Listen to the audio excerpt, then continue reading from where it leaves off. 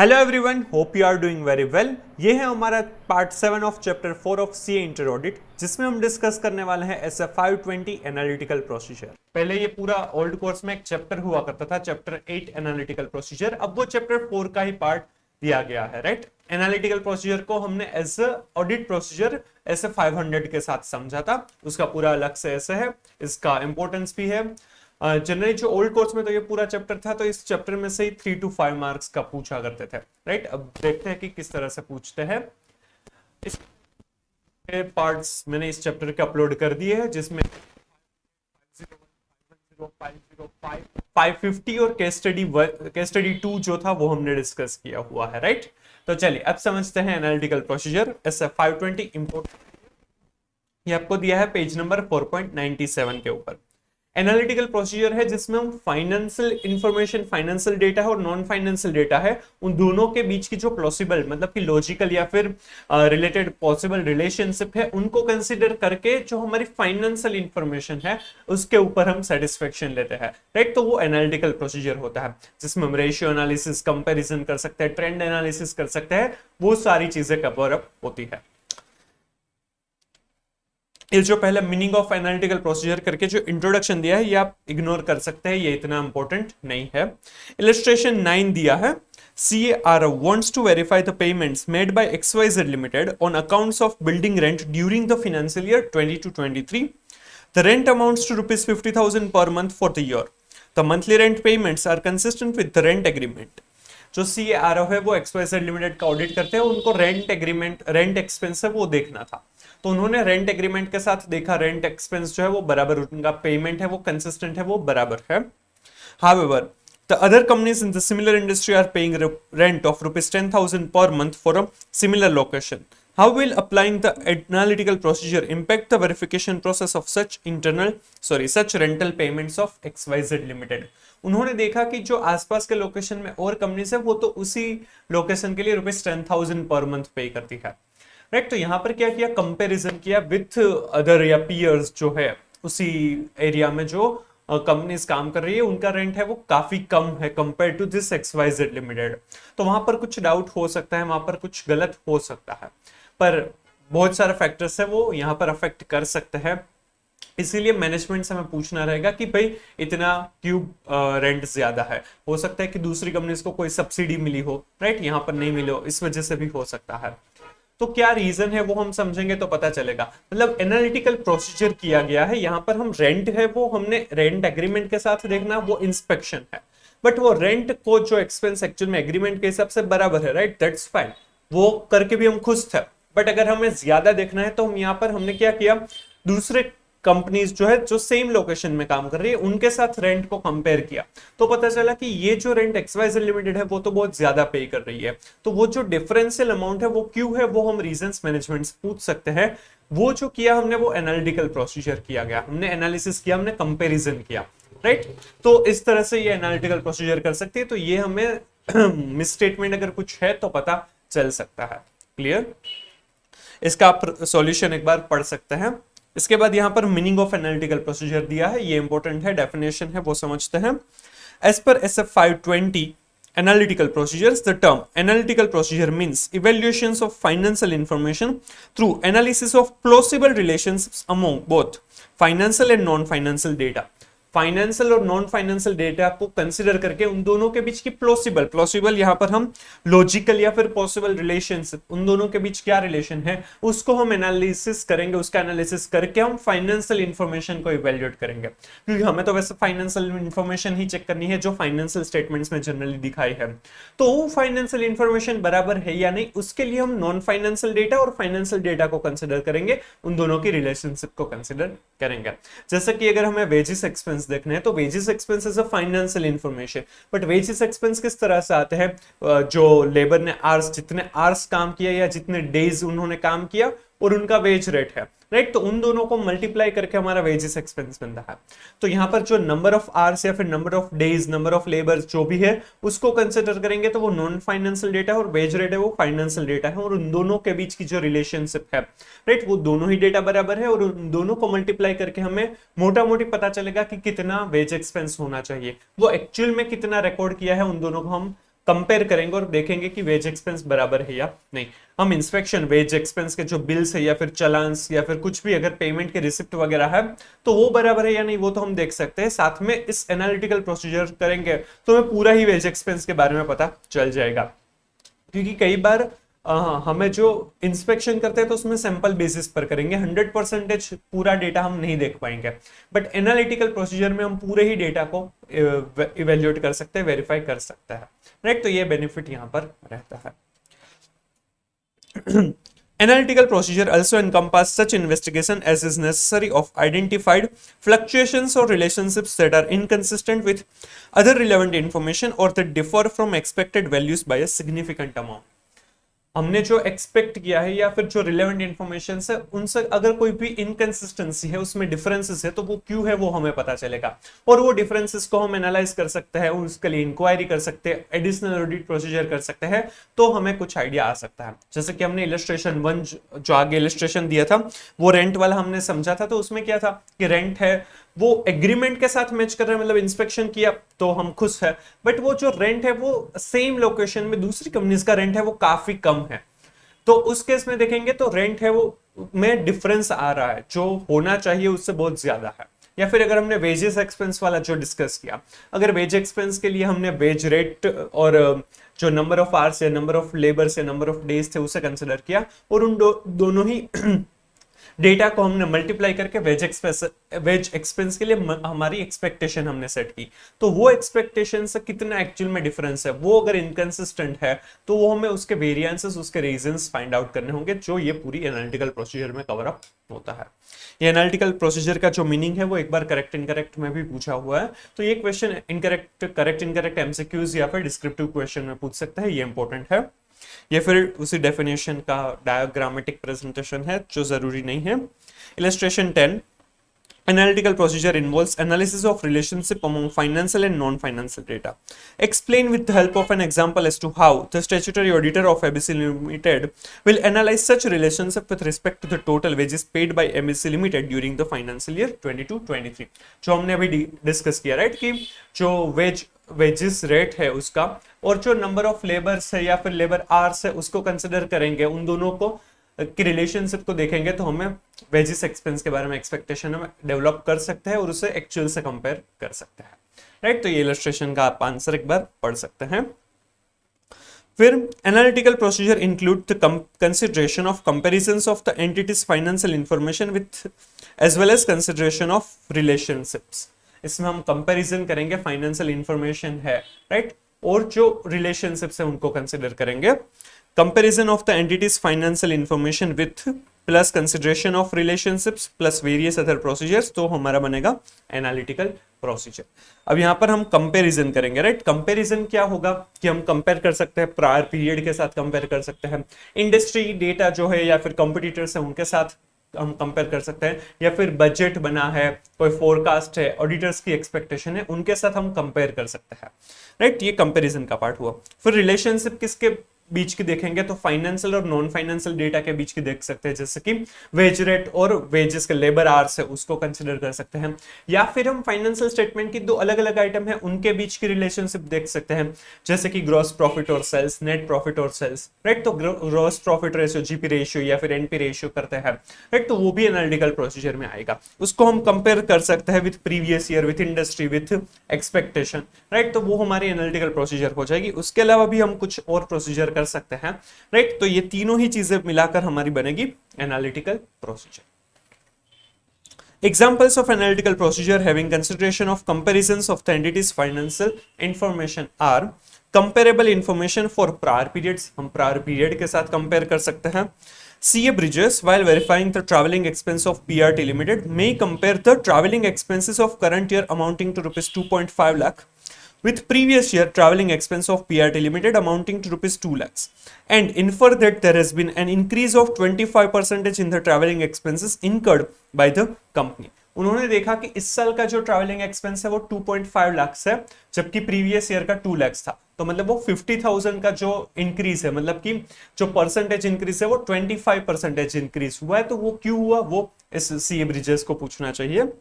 CA Bridges may compare such percentage increase with the trend of the earlier several years. पिछले जो कुछ सालों है उसमें किस तरह का ट्रेंड है, इंक्रीजिंग ट्रेंड है तो कितना इंक्रीज हो रहा है वो देखना रहेगा, उससे भी पता चल सकता है. Thus, CA Bridges can use a comparable information for prior periods of PRT Limited while applying analytical procedure with respect to the expenses incurred by the company. Clear? Second comparison हो सकता है anticipated results of the entity such as budgets और forecast और expectations of the auditor such as estimation of depreciation.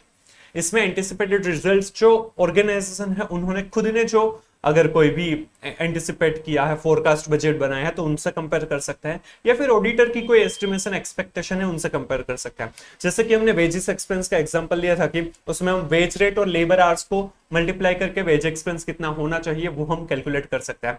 तो वो जो calculate करेंगे वो ऑडिटर्स की एक्सपेक्टेशन है, उससे हम एक्चुअल जो वेज एक्सपेंस लिखा है उसके साथ हम कंपेयर करेंगे तो पता चलेगा कि डिफरेंस क्यों आ रहा है. हो सकता है कि डिफरेंस इसलिए आ रहा है कि हमने ओवर टाइम या फिर आइडल टाइम को कंसिडर नहीं किया था, राइट. तो वो जो रीजंस है वो भी हमें कंसिडर करने होंगे और फिर एक्चुअल रिजल्ट के साथ हमने जो कंपेयर किया है और उसमें बराबर है या नहीं वो हम उसके रिजल्ट पर पहुंच पाएंगे, राइट. इसलिए मैनेजमेंट को इंक्वायर कर सकते हैं, उसके डॉक्यूमेंट से वो वेरीफाई कर सकते हैं और हम सेटिस्फेक्शन ले सकते हैं. थर्ड जो पॉइंट दिया है, similar industry information such as a comparison of the entity's ratio of sales to accounts receivable with industry averages or with other entities of comparable size in the same industry. मतलब कि हम industry का data है उसके साथ compare कर सकते हैं, या फिर अगर सिमिलर इंडस्ट्री में अगर कंपेरेबल साइज की कोई दूसरी एंटिटी है उनके साथ, मतलब कि कॉम्पिटिटर के साथ, पीयर्स के साथ हम ये कंपैरिजन कर सकते हैं. तो तीन तरीके से कंपैरिजन हो सकती है. एक तो प्रीवियस पीरियड, प्रायर पीरियड के साथ कंपैरिजन पॉसिबल है.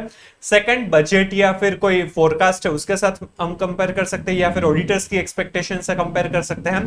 थर्ड पॉसिबल है इंडस्ट्री या फिर कॉम्पिटिटर्स के डेटा के साथ हम कंपेयर कर सकते हैं. Second, examples of analytical procedure having consideration of relationships are. कौन से रिलेशनशिप को हम कंसिडर कर सकते हैं उसका मतलब यहाँ पर दो एग्जांपल्स दिए हैं. First, among elements of financial information that would be expected to conform to a predictable pattern based on the entity's experience such as gross margin percentages. Financial statement के दो अलग अलग एलिमेंट्स है, मोर देन 2 एलिमेंट्स है, उसे हम compare कर सकते हैं. तो वो जो एलिमेंट्स का कंपैरिजन है वहां पर हमें प्रेडिक्टेबिलिटी है कि वहां पर वो दोनों मैच हो सकते हैं, वहां पर हम ये चीज कर सकते हैं, वहां पर हम रिलेशनशिप जहां पर बिल्ड हो सकती है वहां पर ये चीज हम कर सकते हैं. जैसे कि ग्रॉस प्रॉफिट मार्जिन है, ग्रॉस मार्जिन परसेंटेजेस है, तो वो ग्रॉस प्रॉफिट टू सेल्स है, वो इस ईयर का और दूसरे ईयर का हम कंपेयर कर सकते हैं. वो इंडस्ट्री के साथ कंपैरिजन पॉसिबल है, या फिर पीयर्स, कॉम्पिटिटर्स के साथ, या फिर बजट या फिर एस्टिमेट्स के साथ पॉसिबल है कंपेयर करना.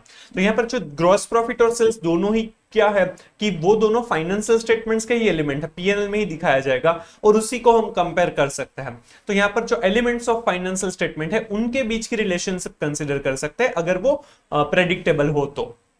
Second, between financial information and relevant non-financial information such as payroll cost to number of employees. या फिर हम फाइनेंशियल इंफॉर्मेशन और नॉन फाइनेंशियल इंफॉर्मेशन के बीच की कंपैरिजन, उनके बीच की रिलेशनशिप को कंसीडर कर सकते हैं. जैसे कि नंबर ऑफ एम्प्लॉइज और जो पेरोल कॉस्ट है उसको हम देख सकते हैं, उसके बीच की रिलेशनशिप कंसीडर कर सकते हैं. तो यहाँ पर रिलेशनशिप की ये दो एग्जांपल दिए गए हैं कि फाइनेंशियल स्टेटमेंट के अलग अलग एलिमेंट्स के बीच की रिलेशनशिप या फिर financial and non financial information data के बीच की रिलेशनशिप. ये क्वेश्चन एक बार पूछा हुआ है, एग्जांपल्स सिर्फ देने थे, 3 मार्क्स में पूछा हुआ है. तो कई बार इतने छोटे क्वेश्चंस भी पूछते हैं बट वो क्लिक नहीं होता है जनरली स्टूडेंट्स को कि क्या क्वेश्चन पूछा है और क्या आंसर करना है, राइट. बाकी काफी इजी पेपर भी रहता है, काफी इजी क्वेश्चंस भी पूछते हैं. यहाँ पर सिर्फ एक इलस्ट्रेशन दिया है कि ईयर है क्लाइंट का, राइट. उन दोनों में इन्वेंटरी टर्नओवर रेशियो दिया हुआ है और ग्रोस मार्जिन के परसेंटेज है. तो हम यहाँ पर ये कंपैरिजन ईयर टू ईयर कर सकते हैं या फिर इंडस्ट्री के साथ कंपेयर कर सकते हैं. मतलब ये 21-22 का क्लाइंट का कितना है और इंडस्ट्री का कितना है, और 22-23 का क्लाइंट का और इंडस्ट्री का क्या है, राइट. इसमें इन दोनों में यहाँ पर इंडस्ट्री में कम हो रहा है इन्वेंटरी टर्नओवर रेशियो जबकि क्लाइंट में बढ़ रहा है, तो वो क्यों हुआ वो हम पूछ सकते हैं. वैसे ही यहाँ पर भी कंपैरिजन ईयर टू ईयर कर सकते हैं, राइट. ये एनालिटिकल प्रोसीजर का एग्जांपल है. वेरियस मेथड्स में be use to perform analytical procedures. वो मेथड्स क्या होगी वो हम आगे समझेंगे। रेशियो एनालिसिस है, ट्रेंड एनालिसिस है, कंपैरिजन के लिए हम कंपैरिजन कर सकते हैं, या फिर जो स्ट्रक्चरल मॉडलिंग है वो भी यूज हो सकता है। These methods range from performing simple comparisons to performing complex analysis using advanced statistical techniques। इसमें काफी simple comparison भी हो सकती है और काफी advanced statistical tools है उसका भी use हो सकता है। Analytical procedure may be applied to consolidated financial statements, components and individual elements of information। वो पूरे ही consolidated financial statement भी में भी use हो सकता है, component में भी use हो सकता है, individual elements of information में भी use हो सकता है। ये आपको correct incorrect MCQ में पूछ सकता है। Thus, we can say that analytical procedure may be segregated into the following major types। A comparison of client and industry data। client और industry data को देख सकते हैं, कंपेयर कर सकते हैं। comparison of client data with similar prior period data। prior period के साथ कंपेयर कर सकते हैं। comparison of client data with client determined expected results। client ने जो पहले से expect किया हुआ है उनके साथ comparison possible है। Comparison of client data with auditor determined expected results. Auditor ने जो डिटरमाइन किया है एक्सपेक्टेशन है उनके साथ कंपैरिजन पॉसिबल है। And comparison of client data with expected results using non financial data. Clear. Scope of SFR 20। SFR 20 deals with the auditor's use of analytical procedure as substantive analytical procedure, and as a procedure near the end of the audit that assists the auditor when forming an overall conclusion on the financial statements। अब हमने जो SF 500 के साथ समझा था कि जो audit procedure है उसमें सबसे पहले रिस्क असेसमेंट प्रोसीजर किया जाता है, उसके बेसिस पर फर्दर ऑडिट प्रोसीजर किया जाता है। फर्दर ऑडिट प्रोसीजर में भी टेस्ट ऑफ कंट्रोल्स होता है और उसके बेसिस पर या उसके बाद जनरली सब्सटेंटिव प्रोसीजर किया जाता है। सब्सटेंटिव प्रोसीजर में टेस्ट ऑफ डिटेल्स और सब्सटेंटिव एनालिटिकल प्रोसीजर किया जाता है। तो जो सब्सटेंटिव एनालिटिकल प्रोसीजर है वो किस तरह से करेंगे, कब करना चाहिए, वो सारी चीजें इसके स्कोप में कवर अप होती है। और ईयर मतलब हमारा जो ऑडिट कंप्लीशन के पास हो तब हमें एनालिटिकल प्रोसीजर को यूज करके ओवरऑल जो हमारा फाइनेंशियल स्टेटमेंट के ऊपर जो कंक्लूजन लेकर आने हैं उसके लिए भी हमें एनालिटिकल प्रोसीजर हेल्प हो सकती है। तो वो दोनों चीजों में एनालिटिकल प्रोसीजर को कैसे कवर अप करेंगे उसका स्कोप, वो सारी चीजें स्कोप ऑफ SF 520 में कवर अप होती है। ऑब्जेक्टिव्स है SFR 20 के। तो objectives of the auditor are to obtain relevant and reliable audit evidence when using substantive analytical procedure. इसका ऑब्जेक्टिव है कि हमें रिलेवेंट एंड रिलायबल मतलब कि एप्रोप्रिएट क्वालिटेटिव एविडेंस चाहिए, राइट, एप्रोप्रिएट ऑडिट एविडेंस चाहिए using substantive analytical procedure, and to design and perform analytical procedure near the end of the audit that assists the auditor when forming an overall conclusion as to whether the financial statements are consistent with the auditor's understanding of the entity। ये हम near the completion of the audit भी कर सकते हैं ताकि हम पता चले कि जो हम अभी कंक्लूजन पर आए हैं वो ओवरऑल फाइनेंशियल स्टेटमेंट के लिए एनालिटिकल प्रोसीजर करके भी वो कंक्लूजन बराबर है या नहीं, उसके ऊपर हमें ज्यादा श्योरिटी मिल सकती है, राइट। चलिए, purpose and timing of analytical procedure. Purpose of analytical procedure. Analytical procedure use comparison and relationships to assess whether account balances और other data appear reasonable. Transaction account balance जो भी है वो रीजनेबल है या नहीं वो हम देखेंगे, एनालिटिकल प्रोसीजर करके कर सकते हैं। For instance, establishing the relationships that exist between certain balances included in the balance sheet and the statement of P&L, comparing them with those that existed between the same set of balances in the previous year। वो previous year के साथ जो balance sheet में जो balances है या फिर P&L में जो आइटम है उनको ईयर टू ईयर हम कंपेयर कर सकते हैं। Reconciling the physical balances of assets with the relevant financial records। हम जो फिजिकल वेरिफिकेशन करेंगे फॉर एग्जांपल इन्वेंटरी या फिर फिक्स्ड एसेट का, तो वो इंस्पेक्शन या फिर ऑब्जर्वेशन हो सकता है, बट वो जो फिजिकल वेरिफिकेशन करने के बाद हम रिकंसिलिएशन कर सकते हैं या फिर एनालिसिस करते हैं ना, वो एनालिटिकल प्रोसीजर के अंदर कवर अप होता है। Obtaining of account from the bankers, account receivables and account payables and reconciling with relevant balances in books of account, confirming amounts of outstanding income and expenses by preparing reconciliation statement etc।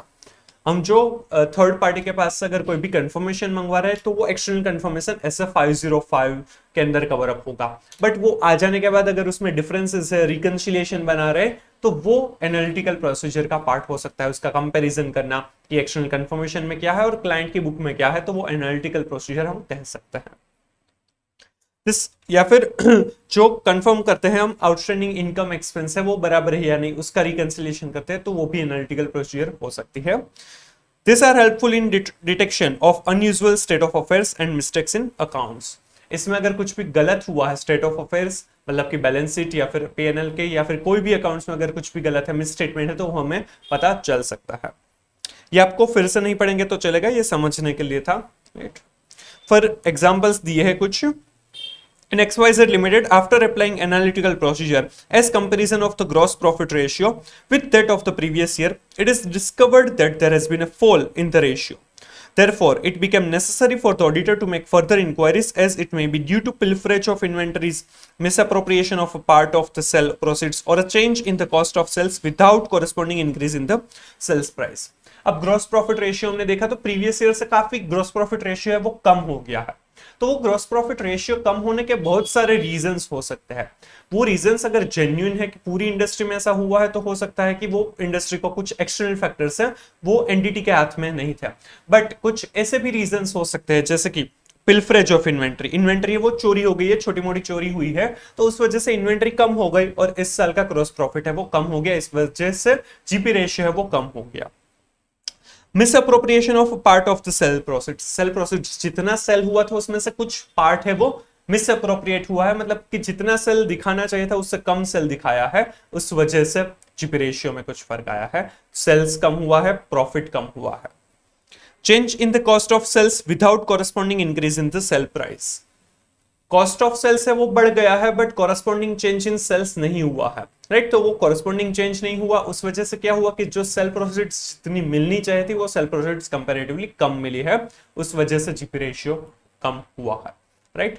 Cost बढ़ गया, cell नहीं बढ़ा है, तो वो problem हो सकती है, जीपी रेशियो में वो चेंजेस वेरिएशन आ सकते हैं। तो ऐसी कुछ भी चीज अगर हुई है तो वो जीपी रेशियो के कंपैरिजन से हमें पता चल सकती है, वो क्या क्यों हुआ वो हम मैनेजमेंट को इंक्वायरी कर सकते हैं और पता कर सकते हैं।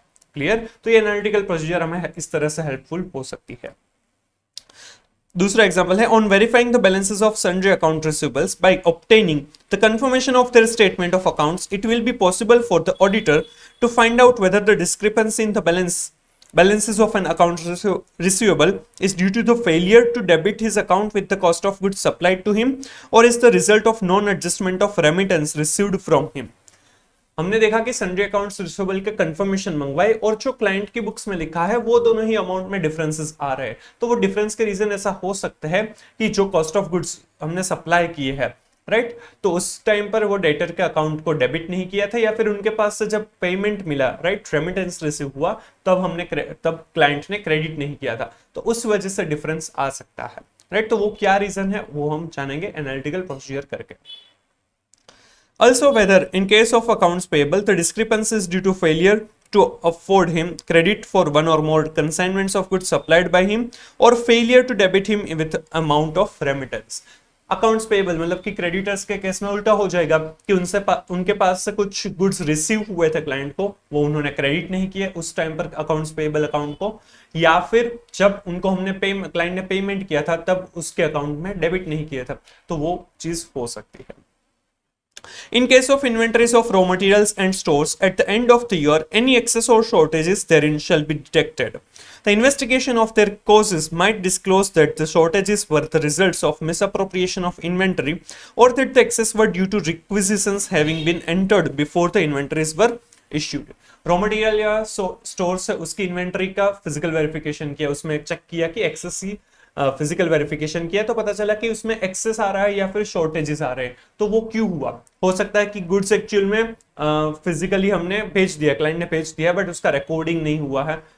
रिवर्स केस भी हो सकता है कि गुड्स एक्चुअल में आ गया है बट उसका गुड्स रिसिप्ट नोट या रिसिप्ट की कोई एंट्री नहीं पड़ी है स्टोर्स के लेजर्स वगैरह में, तो आ सकता है कोई भी डिफरेंस है। या फिर गुड्स एक्चुअल में बुक्स में रिकॉर्ड कर दिया है कि सेल हो चुका है या फिर रिसीव हो चुका है बट एक्चुअल में रिसीव नहीं हुआ है या एक्चुअल में सेल नहीं किया है, तब भी डिफरेंस आ सकता है। तो इस रीजंस के वजह से ये डिफरेंस आएंगे, तो ये भी एक एनालिटिकल प्रोसीजर है। फिजिकल वेरिफिकेशन जो करेंगे वो इंस्पेक्शन या ऑब्जर्वेशन है बट उसका रिकंसिलिएशन करना is an part of analytical procedure. By reconciling the amounts of interest and dividends collected with the amounts which had accrued due and that which are outstanding for payment, the mistake, if any, in the adjustment of such an income would be detected. Interest या फिर dividend कितना होना चाहिए वो अगर हम calculate करते हैं और फिर एक्सपेक्टेशन जो हमारी डेवलप की उससे हम एक्चुअल में कितना दिया है राइट उसके साथ हम कंसिडर करेंगे, उसका रिकंसिलिएशन करेंगे, तो उसमें कुछ अगर मिस्टेक है तो वो पता चल सकता है राइट। ये एग्जांपल से वो करेक्ट इनकरेक्ट एमसीक्यू में पूछ सकता है, इवन चांसेस की डिस्क्रिप्टिव या केस स्टडी बेस्ड कुछ क्वेश्चन पूछ सकते हैं, तो ये आपको एक बार देख लेना चाहिए। The oral tests can be extended for making interfirm and intrafirm comparison of trading results. हम इंटरफॉर्म और इंट्राफॉर्म कंपैरिजन कर सकते हैं। इंटरफॉर्म मतलब दूसरी फॉर्म के साथ दूसरे के साथ कंपेयर करना। वो क्या हो सकता है कि हम इंडस्ट्री या फिर जो कॉम्पिटिटर्स हैं उनके साथ कंपैरिजन कर सकते हैं। इंट्राफॉर्म कंपैरिजन में क्या होगा, जो एंटिटी का हम ऑडिट कर रहे हैं उनके प्रीवियस ईयर के साथ कंपेयर कर सकते हैं या फिर बजट्स या फिर एस्टिमेशंस के साथ हम कंपेयर कर सकते हैं। For example, if balances included in the statement of P&L of an entity are compared with those contained in the statement of P&L for the same period of another entity engaged in the same trade and working under similar circumstances, it would be possible to find out the causes of variation in the rate of profitability that exist. जिस entity का हम audit कर रहे हैं उसी का कुछ elements है उसको हम कंपेयर करेंगे विथ अनदर एंटिटी जिसका साइज वगैरह सेम है, उसी पीरियड के लिए कंपेयर करेंगे, तो उसमें जो डिफरेंसेस आ रहे हैं प्रॉफिटेबिलिटी पर डिफरेंसेस आ रहे हैं, तो वो क्यों आ रहे हैं वो हमें पता चल सकता है। Similarly, it would also be possible to compare the balances on the statement of P&L with that of the previous period. It would be possible to find out the reasons for increase or decrease in the amount of profits of those years. हम compare कर सकते हैं profit and loss के जो भी items है उसको previous year के साथ, अगर उसमें कुछ भी इंक्रीज या डिक्रीज हुआ है तो वो क्यों हुआ है वो हमें रीजंस पता चल सकते हैं, हम कंपेयर करेंगे तो पता चलेंगे। By setting up certain expenses ratios on the basis of balances included in the statement of P&L for the year under audit, comparing them with the same ratios for the previous year, it is possible to ascertain the extent of increase or decrease in various items of expenditure in relation to sales and that of trading profit in relation to sales. जहां पर कोई relation है between two financial statement elements, तो वहां पर हम ratios भी find out कर सकते हैं और उस रेशियो को प्रीवियस ईयर के साथ कंपेयर कर सकते हैं, जैसे कि ग्रॉस प्रॉफिट मार्जिन रेशियो या फिर net profit ratio, net profit sales ratio जो होता है, तो उसमें अगर हम कंपेयर करेंगे तो वो ईयर टू ईयर कंपेयर भी पॉसिबल है। सीधा ही नेट प्रॉफिट को कंपैरिजन करने से बेटर है प्रीवियस ईयर के साथ कि नेट प्रॉफिट रेशियो को हम कंपेयर करें ईयर टू ईयर, तो वो ज्यादा रिलेवेंट और रिलायबल एविडेंस हमें मिलेगा। उसके अगर उसमें वेरिएंसेस है तो वो हम स्पेसिफिकली पूछ भी सकते हैं मैनेजमेंट को, तो भी पता चलेगा। और अब तो रेशियोज जो है कुछ 11 रेशियोज है, अब वो कंपनीज एक्ट 2013 के हिसाब से शेड्यूल 3 के हिसाब से जो फाइनेंशियल स्टेटमेंट्स प्रिपेयर होते हैं उसमें डिस्क्लोज करने भी कंपलसरी है, और अगर उसमें 25% और मोर का वेरिएशन आता है तो वो वेरिएशन क्यों आया वो मैनेजमेंट को दिखाना कंपलसरी है, तो यहाँ पर ये चीज भी हो सकती है। इसके अलावा उसमें जो 11 रेशियोज है उसके अलावा भी ऑडिटर है वो रेशियोज कैलकुलेट करके उसमें कंपैरिजन करके बता सकता है, पूछ सकता है मैनेजमेंट को कि ऐसा क्यों हुआ, राइट।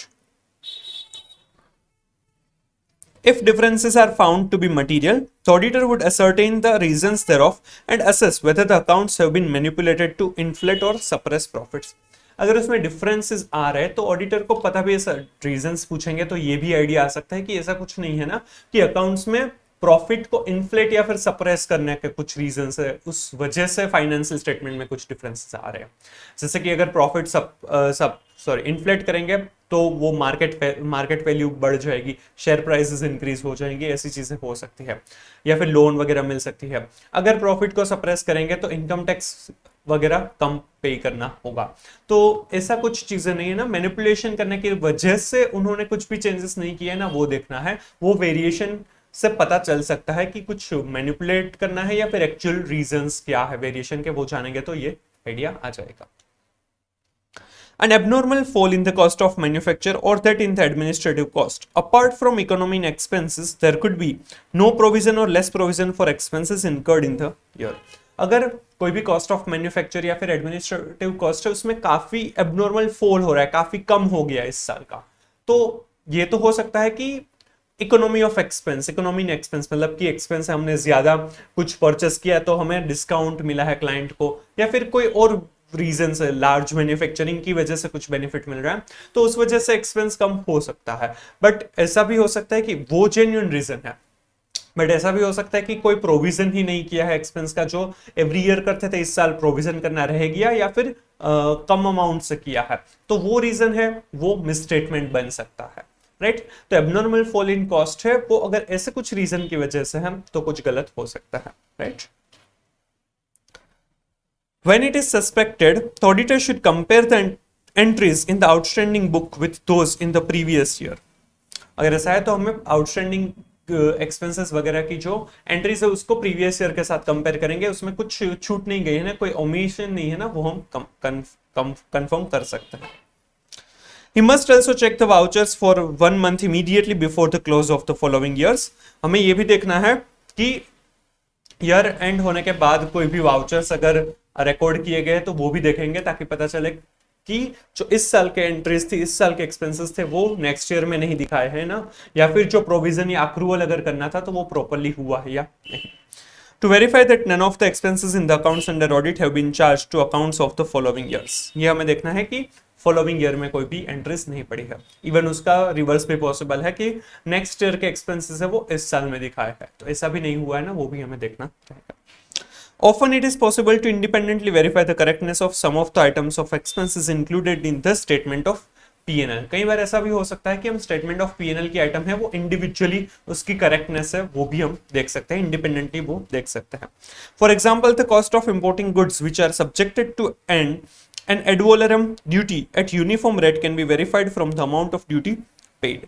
अगर हमने कुछ कॉस्ट ऑफ इंपोर्ट किया, जो भी है क्लाइंट ने, वो कितना कॉस्ट है इंपोर्ट का, वो अगर हमें देखना है, और उसके ऊपर अगर एडवोलरम मतलब कि वैल्यू के ऊपर कुछ फिक्स परसेंटेज है वो as a custom duty charge किया जाता है, तो वो जो कितनी ड्यूटी पे की है उसके ऊपर से हमें रिवर्स कैलकुलेशन करेंगे तो कितनी वैल्यू के गुड्स है वो इंपोर्ट किए है वो पता चल सकता है।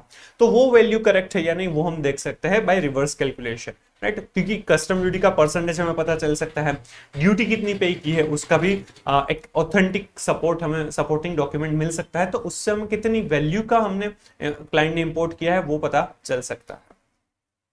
Similarly, a quantity of sugar sold by sugar mill can be verified independently from the amount of GST paid. GST पे कितना किया है उस हिसाब से सुगर का सेल है या फिर कोई भी प्रोडक्ट का कितना सेल किया है वो भी पता चल सकता है, क्योंकि उसमें भी हम रिवर्स कैलकुलेशन कर सकते हैं कि जीएसटी इतना पे किया है, इतने परसेंटेज एप्लीकेबल है, तो उसके ऊपर से सेल्स कितना होगा। Similarly, the amount of any income or expense which has a direct relationship with the amount of profits or that the sales can be verified independently. For example, commission paid to manager calculated on the basis of net profits, commission paid to selling agents as a percentage of sales, etc. अगर कोई भी expense या income ऐसी है कि जो sales या profit या फिर और कोई फाइनेंशियल स्टेटमेंट के एलिमेंट के साथ रिलेशनशिप है उनकी, तो वहां पर भी हम इस तरह से चेक कर सकते हैं। जैसे कि commission paid to manager based on net profit है, तो नेट प्रॉफिट पर वो परसेंटेज अप्लाई करेंगे तो कमीशन का पता चल सकता है, और रिवर्स कैलकुलेशन भी पॉसिबल है। कमीशन टू सेल्स में भी, कमीशन बेस्ड ऑन सेल्स में भी इस तरह से हो सकता है। Such a calculation of ratios, trends and comparison is also termed as analytical review. ये भी analytical procedure ही हो जाएगा। Thus, it is important to note that analytical procedure may help identify the existence of unusual transactions or events and amounts, ratios and trends that might indicate matters that have audit implications. Unusual or unexpected relationships that are identified may assist the auditor in identifying risks of material misstatement, especially risks of material misstatement due to fraud. इसमें कुछ unexpected unusual कुछ चीजें हुई है तो वो हमें पता चल सकती है, और वो उस वजह से जो मिसस्टेटमेंट ड्यू टू फ्रॉड है, राइट, या फिर और कोई मटेरियल मिसस्टेटमेंट है तो वो भी पता चल सकता है। क्लियर? तो इसीलिए एनालिटिकल प्रोसीजर है वो करना जरूरी है। एक बार ये क्वेश्चन भी पूछा हुआ है कि ये जो स्टेटमेंट है ना, often it is possible to independently verify correctness of some of items of expenses included in the statement of P&L। ये बस ये जो सेंटेंस है वो दे दिया था और बताया था कि एक्सप्लेन कीजिए, तो यहाँ पर ये जो 2-3 पैराग्राफ है ना वो लिखना था। कई बार ऐसे कॉर्नरिंग क्वेश्चन भी आते रहते हैं, तो ध्यान से आपको इसीलिए मॉड्यूल करवा रहे हैं ताकि आपको ये पता चले। चलिए फिर है timing of analytical procedure. Timing of analytical procedure मतलब कि एनालिटिकल प्रोसीजर है वो कब कर सकता है। आइडियली एनालिटिकल प्रोसीजर हम थ्रू आउट ऑडिट, पूरे ही ऑडिट में करेंगे, प्लानिंग से लेकर कंप्लीशन तक हम ये करेंगे। Experienced auditor use analytical procedure in all stages of audit. Analytical procedure are required in the planning phase of planning phase and it is often done during the testing phase. In addition, these are also required during the completion phase. Planning phase में भी करेंगे, हमें कितना analytical procedure से हमें पता चल सकता है कि हमें कहां कहां पर ध्यान रखना है. Testing phase substantive analytical procedure करेंगे और कंप्लीशन फेज पर भी हम ये करेंगे. तो ये आपको करेक्ट इनकरेक्ट एमसीक्यू में पूछ सकता है कि एनालिटिकल प्रोसीजर है वो सारे ही स्टेजेस में प्लानिंग, टेस्टिंग और कंप्लीशन में कर सकते हैं. Analytical procedure in planning the audit. In the planning stage, analytical procedure assists the auditor in understanding the client's business and in identifying areas of potential risk by indicating aspects of and developments in the entity's business of which he was previously unaware. उसको पहले जो पता नहीं था वो analytical procedure की मदद से पता चल सकता है और उस हिसाब से वो प्लानिंग कर सकता है. This information will assist the auditor in determining the nature, timing and extent of his other audit procedures. और उस वजह से वो nature, timing and extent of other audit procedure है वो decide कर सकता है, वो helpful होगा उसको. Analytical procedure in planning the audit use both financial data and non-financial information such as number of employees, square feet of selling space, volume of goods produced and similar information. For example, analytical procedure may help the auditor during the planning stage to determine the nature, timing and extent of audit procedure that will be used to obtain audit evidence for specific account balance or classes of transactions. ठीक है, ये आप एक बार पढ़ सकते हैं. यहाँ पर अगर आपको समझ में आ गया तो फिर से नहीं पढ़ेंगे तो भी चलेगा. अब हमारा मेन पार्ट है सब्सटेंटिव एनालिटिकल प्रोसीजर. सबसे ज्यादा एनालिटिकल प्रोसीजर है वो सब्सटेंटिव एनालिटिकल प्रोसीजर, मतलब कि जो सब्सटेंटिव प्रोसीजर करते हैं, राइट, वहां पर यूज किया जाता है. The auditor's substantive procedure at the assertion level may be test of details, substantive analytical procedure or a combination of both. ये हमने already ऐसा 500 के साथ पढ़ा है. The decision about which audit procedure to perform, including whether to use substantive analytical procedure, is based on the auditor's judgment about the expected effectiveness and efficiency of the available audit procedure to reduce audit risk at the assertion level to an acceptably low level. हम substantive procedure के अंदर test of details, मतलब कि actual में vouching, verification, inspection वगैरह कर सकते हैं और दूसरा कर सकते हैं सब्सटेंटिव एनालिटिकल प्रोसीजर. दोनों भी हम एक साथ कर सकते हैं. तो वो क्या करना, वो ऑडिटर्स के प्रोफेशनल जजमेंट के ऊपर डिपेंडेंट है. सब्सटेंटिव एनालिटिकल प्रोसीजर करेंगे तो उसके लिए हमारे पास उस तरह का डेटा होना चाहिए, वो इफेक्टिव या एफिशिएंट होनी चाहिए हमारे लिए, तभी हम वो करेंगे. अगर उसमें से हमें जो रिजल्ट चाहिए वो अगर नहीं मिलेगा तो हमें सब्सटेंटिव एनालिटिकल प्रोसीजर नहीं करनी चाहिए.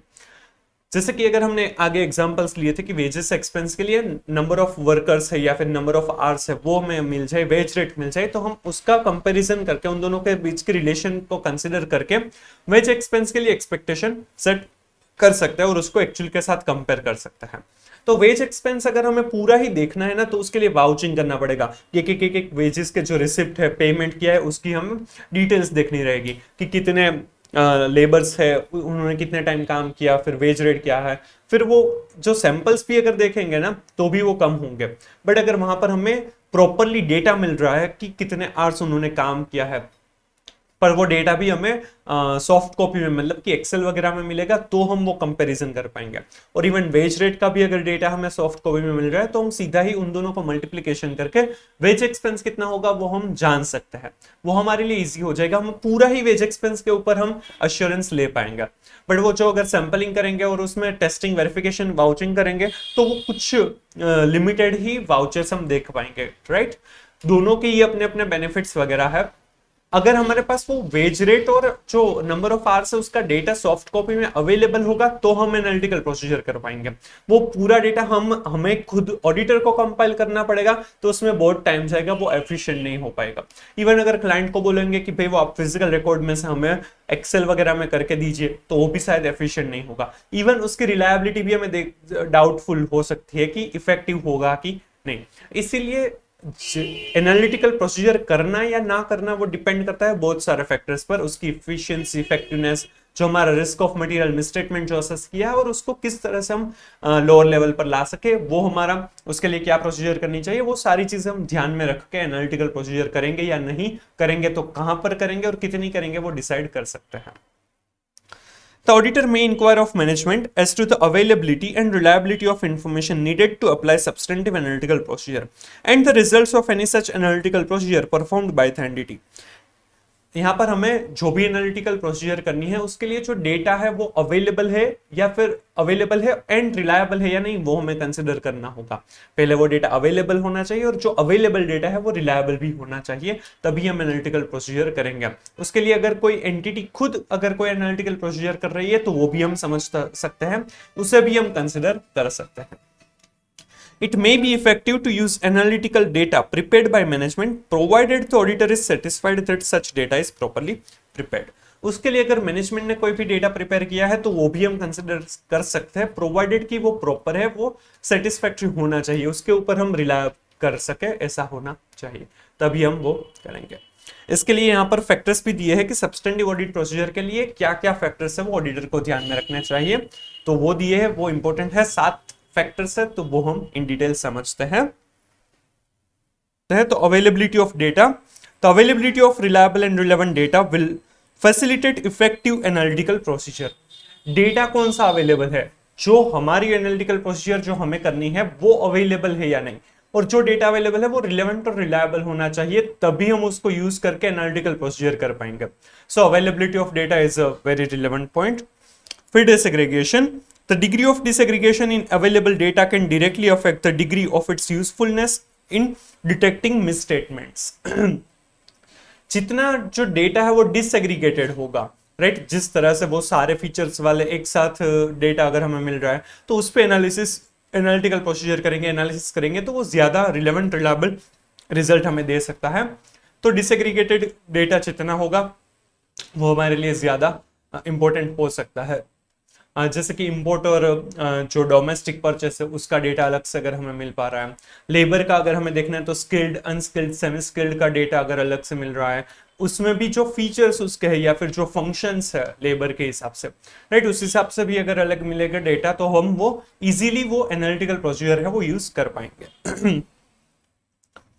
थर्ड फैक्टर है account type. Substantive analytical procedure are more useful for certain types of accounts than for others. Income statement accounts tend to be more predictable because they reflect accumulated transaction over a period, whereas balance sheet accounts represent the net effect of transactions at a point in time or are subject to greater management judgment. Income statement के जो भी line items, right, purchase, sales, expense, income जो भी है वो ज्यादा predictable है क्योंकि वो पूरे ही साल का, पूरे ही पीरियड का टोटल एग्रीगेट होगा, जबकि बैलेंस शीट की जो आइटम्स है वो अकाउंट बैलेंसेस है वो एक पॉइंट ऑफ टाइम उसकी नेट बैलेंस कितनी है वो दिखाता है, जैसे कि 31 मार्च को कितनी अमाउंट है, तो उसमें हम प्रेडिक्शन नहीं कर सकते हैं, बट इनकम स्टेटमेंट की जो आइटम्स है उसमें हम प्रेडिक्शन कर सकते हैं। इसीलिए जो इनकम स्टेटमेंट की आइटम है उसमें एनालिटिकल प्रोसीजर करना ज्यादा एडवाइजेबल, ज्यादा इजी रहता है हमारे लिए। जैसे हमने जीपी रेशियो कर सकते हैं, एनपी रेशियो कर सकते हैं, फिर ईयर टू ईयर जो एक्सपेंसेस का कंपैरिजन है वो भी हमारे लिए पॉसिबल चीज है, राइट। ये जो सेंटेंस है ना कि income statement accounts tend to be more predictable, वो आपको करेक्ट इनकरेक्ट एमसीक्यू में भी पूछ सकता है। For example, we can analyse data to understand the relationship to another account and through this disaggregate transaction flowing to and from the balance sheet accounts, for example sales and cash receipts flowing through trade receivables, or to compare ratios over time, as this enhance our ability to obtain audit evidence for balance sheet accounts. हम disaggregate कर सकते हैं और relationship है अलग अलग accounts की वो वेरीफाई कर सकते हैं, जिस तरह से यहाँ पर एग्जांपल में समझाया है, राइट। फिर है source. Some classes of transactions tend to be more predictable because they consist of numerous similar transactions, for example through routine processes. Whereas the transactions recorded by non-routine and estimation squads, that is significant class of transactions, are often subject to management judgment and therefore more difficult to predict. कुछ transaction है वो हम easily predict कर सकते हैं, कुछ type के sources के अकाउंट्स है, ट्रांजैक्शंस है वो, जैसे कि परचेज है, सेल्स है, फिर लेबर एक्सपेंस है, तो वो रूटीन नेचर के ट्रांजैक्शन है तो उसके ऊपर प्रेडिक्शन पॉसिबल है। बट एडवर्टाइजमेंट एक्सपेंस है, रिसर्च एंड डेवलपमेंट एक्सपेंसेस है, वो रेयरली होते हैं, नॉन रूटीन ट्रांजैक्शन है, राइट। उसी वजह से उसके ऊपर हम ये एनालिटिकल प्रोसीजर इतना इजीली नहीं कर सकते हैं, right. For example, transactions of routine nature like transactions related to sales and purchases are predictable and repetitive in nature. Therefore, on such data, analytical procedure can be effectively applied. Purchase and sale है वो repetitive nature के है, तो उसमें हम easily analytical procedure है वो use कर सकते हैं। However significant class of transactions are those class of transactions in company's operations that are key to financial statements and are not frequently in nature. Significant class of transaction है वो unusual है, वो routine में नहीं होते हैं, इसी वजह से वो काफी इंपॉर्टेंट हो सकते हैं। For example expenditure on research and advertisement is not a routine nature and are subject to management judgement and therefore more difficult to predict. इसमें जजमेंट भी इन्वॉल्व हो सकता है कि कितना एडवर्टाइजमेंट एक्सपेंस करना है या फिर कितना रिसर्च एंड डेवलपमेंट कॉस्ट करना है। उसकी पैटर्न है वो प्रेडिक्टेबल नहीं होगी, ना ही वो किसी और element of the financial statement के साथ उनका कोई रिलेशन होगा। सेल्स है तो वो ग्रॉस प्रॉफिट नेट प्रॉफिट से रिलेटेड है, परचेज है तो वो उसके साथ रिलेटेड है, इवन स्टॉक और परचेज का हम देख सकते हैं, तो वो सारी चीजें एक दूसरे के साथ कनेक्टेड है, रिलेटेड है, तो वहां पर एनालिटिकल प्रोसीजर पॉसिबल है। बट जो ये सिग्निफिकेंट क्लास ऑफ ट्रांजैक्शन या फिर जो नॉन रूटीन अनयूजुअल ट्रांजैक्शन है वहां पर ये डिफिकल्ट चीज हो जाती है, जैसे एडवर्टाइजमेंट एक्सपेंस है या R&D एक्सपेंस। क्लियर। फिर है predictability. Substantive analytical procedure are more appropriate when an account balance or relationship between items of data are predictable. For example, between sales and cost of sales, or between trade receivables and cash receipts. A predictable relationship is one that may reasonably be expected to exist and continue over time. Predictability मतलब कहां पर हम predict कर सकते हैं, pattern है, relationship है वो हर बार मेंटेन होते हैं, वहां पर हम प्रेडिक्ट कर सकते हैं। सेल्स ट्रेड रिसीवेबल है तो वो एक दूसरे से रिलेटेड है, तो प्रेडिक्शन वहां पर पॉसिबल है। जहां पर प्रेडिक्शन पॉसिबल होगा वहीं पर हम एनालिटिकल प्रोसीजर को यूज करेंगे। Then nature of assertion. Substantive analytical procedure may be more effective in providing evidence for some assertion, for example completeness or valuation, than others, for example rights and obligation. Predictive analytical procedures using data analytics can be used to address completeness, valuation or measurement and occurrence. जो analytical procedure है वो कुछ assertions के लिए helpful हो सकती है, कुछ असर्शंस हम एनालिटिकल प्रोसीजर से पता नहीं कर सकते हैं। कंप्लीटनेस, वैल्यूएशन, मेजरमेंट, वो सारी चीजें हम एनालिटिकल प्रोसीजर के थ्रू जान सकते हैं, उसके ऊपर असर्शन हमें मिल सकता है। बट एग्जिस्टेंस है या फिर कई बार राइट्स एंड ऑब्लिगेशंस है वो काफी डिफिकल्ट हो सकता है, वो एनालिटिकल प्रोसीजर से हम नहीं कर सकते हैं। राइट, तो कौन सा असर्शन हमें जो असर्शन के लिए हम ये ऑडिट प्रोसीजर कर रहे हैं वो हमें समझना है, उस हिसाब से एनालिटिकल प्रोसीजर करनी चाहिए या नहीं वो हम डिसाइड कर सकते हैं। एंड लास्ट है इनहेरेंट रिस्क और what can go wrong. When we are designing audit procedure to address an inherent risk or what can go wrong, we consider the nature of the risk of material misstatement in order to determine if a substantive analytical procedure can be used to obtain audit evidence. When inherent risk is higher, we may design test of details to address the higher inherent risk. Inherent risk मतलब कि पहले से ही chances है कि यहाँ पर कुछ गलत हो, तो इनहेरेंट रिस्क कितना है और कहां पर हो सकता है उसके बेसिस पर हम डिसाइड करेंगे कि एनालिटिकल प्रोसीजर करनी चाहिए या नहीं। अगर इनहेरेंट रिस्क ज्यादा है तो वहां पर एनालिटिकल प्रोसीजर की जगह पर इंस्पेक्शन वगैरह करना ज्यादा एडवाइजेबल रहता है, क्योंकि उसमें क्या होगा कि एनालिटिकल प्रोसीजर में हम पूरे ही डेटा के ऊपर कुछ प्रेडिक्शन, एस्टिमेशन लगाकर देखते हैं, तो वो हर बार जो छोटे मोटे मिसस्टेटमेंट या एक दूसरे के ट्रांजैक्शन में सेट ऑफ होकर अगर कोई मिसस्टेटमेंट नहीं मिल रहा है तो ऐसी कुछ चीजें छुप सकती है। वो इंस्पेक्शन या और कोई प्रोसीजर करेंगे तो ज्यादा चांसेस है कि वो मिसस्टेटमेंट्स हम ढूंढ पाए। Right, when significant risks have been identified, audit evidence obtained solely from substantive analytical procedure is unlikely to be sufficient. जहां पर रिस्क ज्यादा है, सिग्निफिकेंट रिस्क है, वहां पर सिर्फ सब्सटेंटिव एनालिटिकल प्रोसीजर करना एडवाइजेबल नहीं है, वहां पर आपको दूसरी प्रोसीजर भी साथ में करनी चाहिए। ये आपको करेक्ट इनकरेक्ट एमसीक्यू में पूछ सकते हैं। For example, when side agreements with respect to revenue recognition have been identified as a significant or a fraud risk, it is unlikely that an analysis of sales compared to cash receipts or cost of sales would be appropriate to respond to that risk. अगर side agreement है जो main agreement है उसके अलावा भी कोई agreement हुआ है जहां पर से ब्लैक मनी वगैरह कुछ अगर आ रहा है, तो ऐसा कोई एग्रीमेंट है तो उसका एग्जिस्टेंस है या नहीं वो देखने के लिए सिर्फ हम एनालिटिकल प्रोसीजर नहीं कर सकते हैं। राइट, कि कितना रिसीव हुआ है, कितना कॉस्ट ऑफ सेल्स हुआ है, सिर्फ उसको हम देखकर हम सेटिस्फाई नहीं हो सकते हैं, उसमें हमें इंस्पेक्शन वगैरह भी करना होगा, एक्सटर्नल कंफर्मेशन भी कर सकते हैं।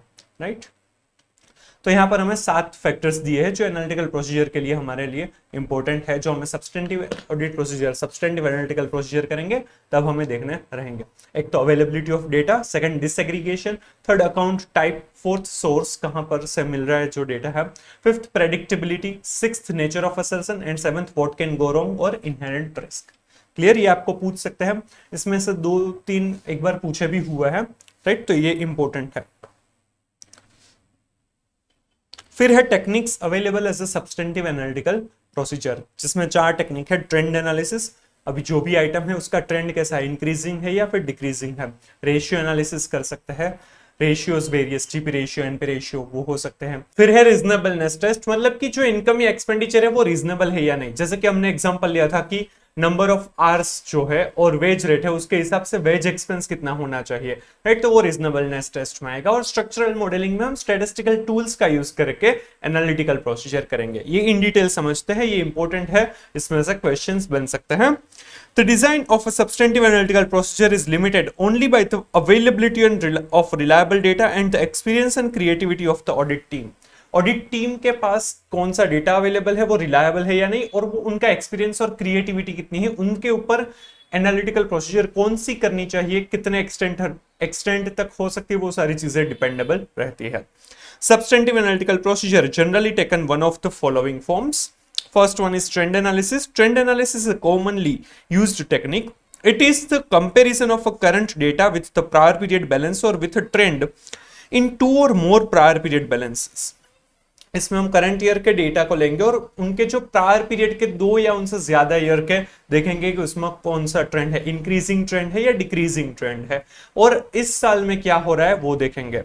तो auditor evaluates whether the current balances of an account moves in line with the trend established with previous balances for that account or based on understanding of factors that may cause the account to change. वो जिस तरह से prior year में change हो रहा है, increase या फिर डिक्रीज हो रहा है, उसी तरह से इस साल भी हो रहा है या नहीं, और अगर उसमें चेंज है तो वो क्यों हो रहा है। In other words, trend analysis implies analyzing account fluctuations by comparing current year to prior year information and also to information derived over several years. Simple. For example, the auditor may compare the salary paid by the company during the year under audit with salary paid by the company for several earlier years. There may be some percentage increase in the salary expense over the years. However, an unusual increase in such expense amount may indicate that fraudulent payments are being made to fake employees. अगर salary को अगर हम देखेंगे तो देख सकते हैं कि हर बार इंक्रीज हो रहा होगा, बट इंक्रीज तो होगा क्योंकि हर बार जो महंगाई है उस हिसाब से सभी की सैलरी है वो इंक्रीज तो होगी, बट अगर उसमें अनयूजुअल इंक्रीमेंट है, राइट, तो ऐसा हो सकता है कि फेक एम्प्लॉइज को फेक पेमेंट किया जा रहा है, तो ऐसा कुछ फ्रॉड नहीं है ना, वो देखने के लिए हम ऐसा ट्रेंड एनालिसिस कर सकते हैं। Ratio analysis, ratio analysis is useful for analysing assets and liability accounts as well as revenue and expense accounts. An individual balance sheet account is difficult to predict on its own, but its relationship to another account is often more predictable. For example, the trade receivable balance related to sales. इसमें हम balance sheet या फिर PNL की कोई भी item है उनको दूसरी आइटम के साथ क्या रिलेशनशिप है वो कंसिडर करेंगे रेशियो एनालिसिस, राइट। इंडिविजुअली शायद वो कंपैरिजन पॉसिबल ना हो पाए, बट वो 2 या उनसे ज्यादा एलिमेंट्स को एक साथ जोड़कर उनकी रिलेशनशिप को कंसिडर करके वो year two year comparison possible है। इवन इंडस्ट्री क्लाइंट का कोई कॉम्पिटिटर है उनके साथ हम कंपेयर कर सकते हैं। यहां पर एग्जांपल दिया trade receivable balance to sales. Ratios can also be compared over time or the ratios of separate entities within the group or with the ratio of other companies in the same industry. Clear? For example, financial ratios may include trade receivables or inventory turnover, freight expense as a percentage of sales revenue, etc. Another example is the statutory auditor can review gross profit ratio of the company for the year under audit. The auditor can further compare such GP ratio with the GP ratio of the company in the earlier years or the GP ratio of the other companies in the same industry for the year under audit. Simple. चलिए, reasonableness test है। Unlike trend analysis, this analytical procedure does not rely on events of prior periods, but upon non-financial data for the audit period under consideration. For example occupancy rates to estimate rental income और interest rates to estimate interest income और expense. यहाँ पर हम non financial और financial data को consider करते हैं reasonability test करने के लिए। जैसे कि हमने रेंटल वाला अगर यहाँ पर एग्जाम्पल दिया है कि ऑक्यूपेंसी रेट कितना है, होटल वगैरह है या फिर हॉल वगैरह है, तो वहां पर ऑक्यूपेंसी रेट कितना है और जनरली रेंट कितना चार्ज किया जाता है, तो उस हिसाब से रेंटल इनकम हम डिटरमाइन कर सकते हैं। या फिर इंटरेस्ट इनकम है तो इंटरेस्ट के लिए इंस्टॉलमेंट वगैरह क्या है, या फिर अगर हमने एफडी करवाई है तो एफडी जो है वो क्या है, कितने पीरियड के लिए है और रेट क्या है। लोन है अगर तो लोन कितने की दी है, इंस्टॉलमेंट्स क्या है, राइट, पीरियड कितना है और परसेंटेज क्या है, उस हिसाब से कर सकते हैं। These tests are generally more applicable to income statement accounts and certain accrual or prepayment accounts. In other words, these tests are made by reviewing the relationship of certain account balances to other balances for reasonableness of amounts. Simple ये generally income statement के लिए use कर सकते हैं क्योंकि उसमें predictability ज्यादा होगी, right. For example interest expense against interest bearing obligation, interest bearing obligation जो लोन वगैरह ली है तो उसके ऊपर से हम इंटरेस्ट एक्सपेंस कितना होगा वो हम डिटरमाइन कर सकते हैं, प्रेडिक्ट कर सकते हैं। Raw material consumption to production quantity, production quantity कितनी हुई है उस हिसाब से रॉ मटेरियल कितना कंज्यूम होना चाहिए, राइट, या फिर रॉ मटेरियल कंज्यूम कितना हुआ है तो प्रोडक्शन कितना मिलना चाहिए, ऐसा हम एनालिसिस कर सकते हैं। Wastage and scrap percentage against production and raw material consumption, right, कितना वेस्टेज या फिर स्क्रैप मिला है फ्रॉम द प्रोडक्शन या फिर रॉ मटेरियल में से, उसको भी परसेंटेज से हम कंसिडर कर सकते हैं, कंपेयर कर सकते हैं विद एक्चुअल कंजम्पशन या फिर actual production. Work in progress based on issued of materials and sales quantity, कितना मटेरियल इश्यू किया उसमें से कितना WIP होना चाहिए, उनके बीच रिलेशन है तो वो कंसिडर कर सकते हैं, या फिर कितना सेल्स हुआ। Sales discounts and commission against sale volume, sales कितना सेल्स किया तो उसमें से कितना डिस्काउंट देना चाहिए या फिर कमीशन होगा वो भी कंसिडर कर सकते हैं। Rental revenues based on occupancy of premises. Clear, ये सारे एग्जांपल और ये मेथड्स टेक्निक्स जो है ये आपको पूछ सकता है डिस्क्रिप्टिव में भी। Structural modeling, a modeling tool constructs a statistical model from financial or non-financial data of prior accounting period to predict current account balances. For example, linear regression. यहाँ पर स्ट्रक्चरल मॉडलिंग मतलब कि स्टैटिस्टिकल टूल्स का use किया जाएगा ताकि financial और non financial information है उनका कंसिडर करके एनालिटिकल प्रोसीजर की जाए, राइट। लीनियर रिग्रेशन आपने ये 12th और फाउंडेशन वगैरह में पढ़ा होगा। तो ये 4 टेक्निक्स थी। अब दिया है analytical procedure used as a substantive test. When designing and performing substantive analytical procedure either alone or in combination with test of details as substantive procedure in accordance with SA 330, the auditor shall, जो further audit procedure में जो substantive procedure होगी उसमें हम test of details और substantive analytical procedure कर सकते हैं, राइट, दोनों ही कर सकते हैं, दोनों में से एक भी कर सकते हैं।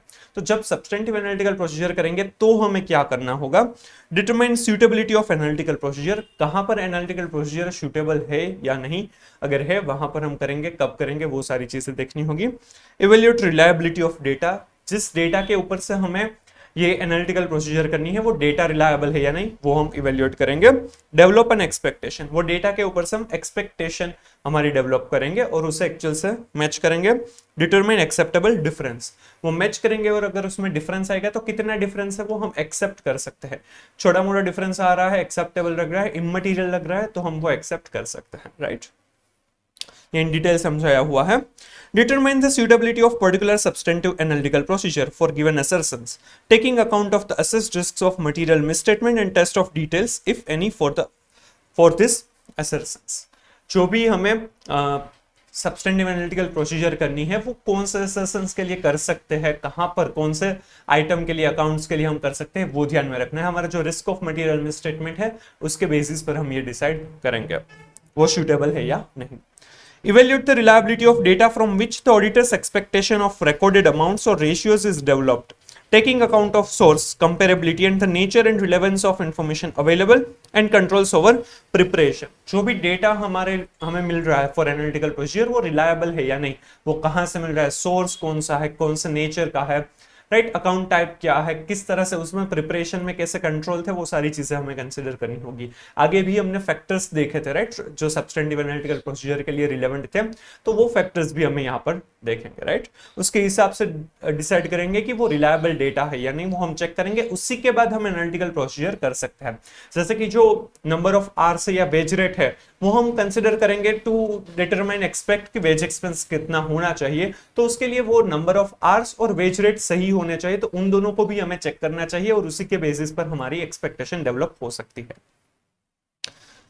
Develop an expectation of recorded amounts or ratios and evaluate whether the expectation is sufficiently precise to identify a misstatement that individually or when aggregated with other misstatements may cause the financial statements to be materially misstated. हमें एक expectation develop करनी रहेगी, जो amount हमें expectation, हमारे पास जो data है उसके हिसाब से कितना होना चाहिए और एक्चुअल में कितना है वो देखेंगे और उस हिसाब से हम एक एक्सपेक्टेशन डेवलप करेंगे कि इतनी अमाउंट होनी चाहिए और एक्चुअल से मैच करेंगे तो पता चलेगा उसमें डिफरेंस कितना है, right. Determine the amount of any difference of recorded amounts from expected values that is acceptable without further investigation.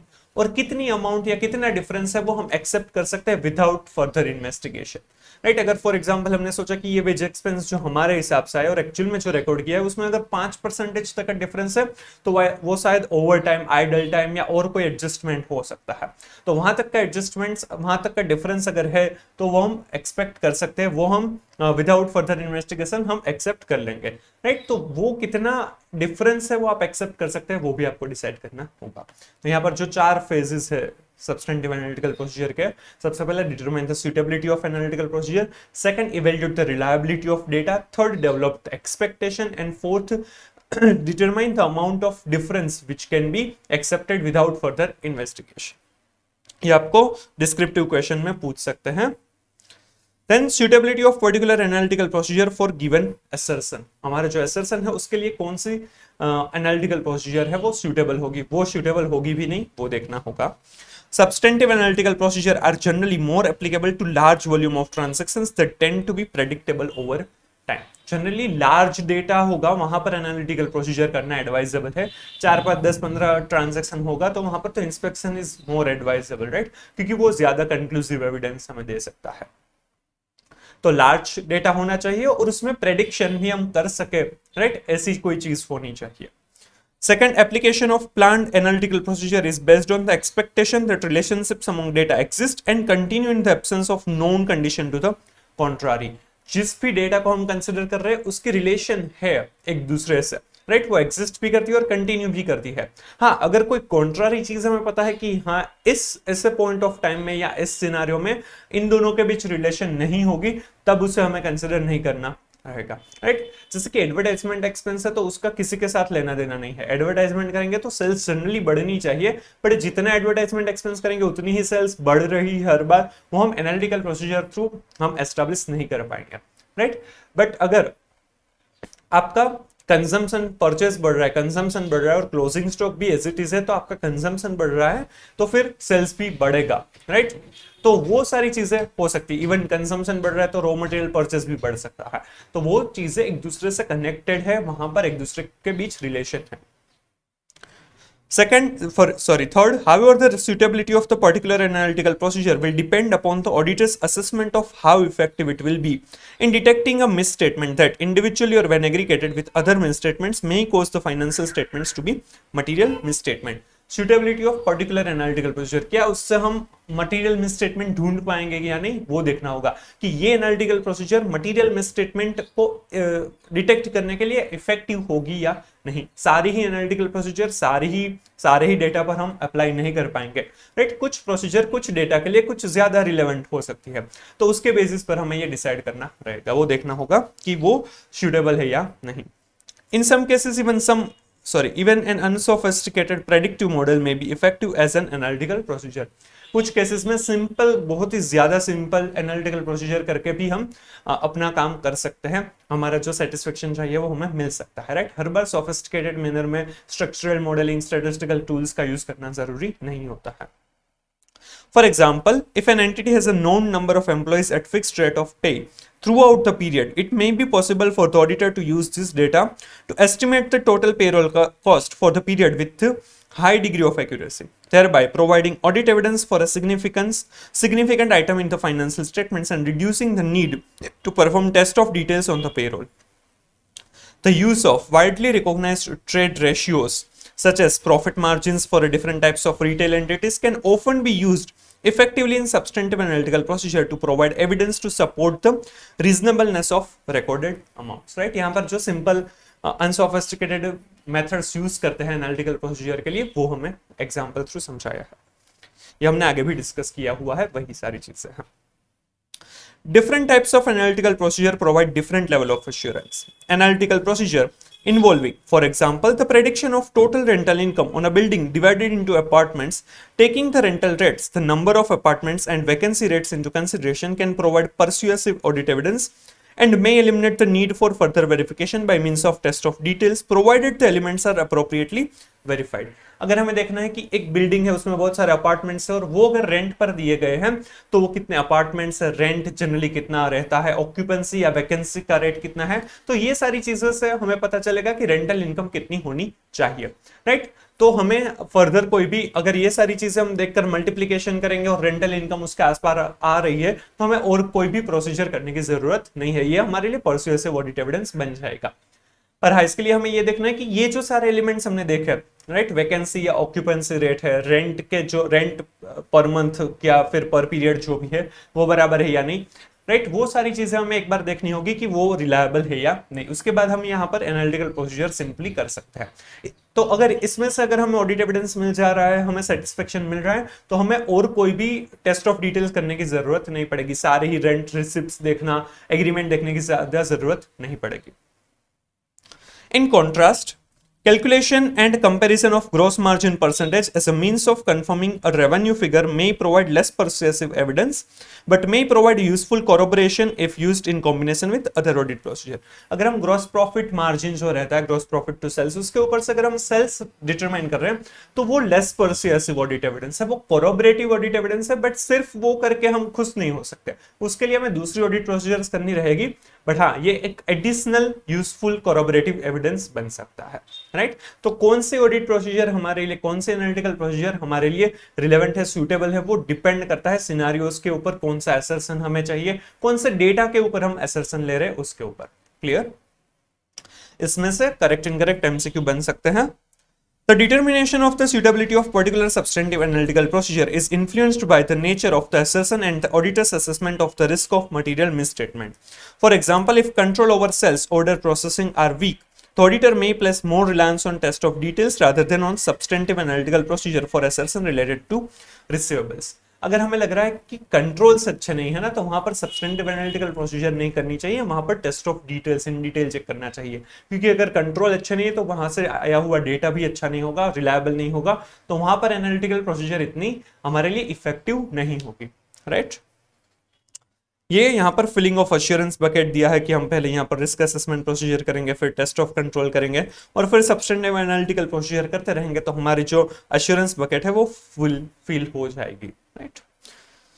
Particular of substantive analytical procedure may also be considered suitable when test of details are performed on the same assertion. For example, when obtaining audit evidence regarding the valuation assertion for accounts receivable balances, the auditor may apply analytical procedure to an aging of customers' accounts in addition to performing test of details on subsequent cash receipts to determine the collectability of the receivables. अगर हमें receivables के ऊपर analytical procedure करनी है तो हम ageing report अगर देखेंगे तो वहां से हमें वैल्यूएशन पता चल सकता है। हाँ, हम दूसरे सब्सिक्वेंट कैश रिसिप्ट हुई है या नहीं वो तो देखेंगे, बट यहाँ पर एजिंग कितने टाइम से वो रिसीवेबल है वो एनालाइज करेंगे तो भी आइडिया आ सकता है, right?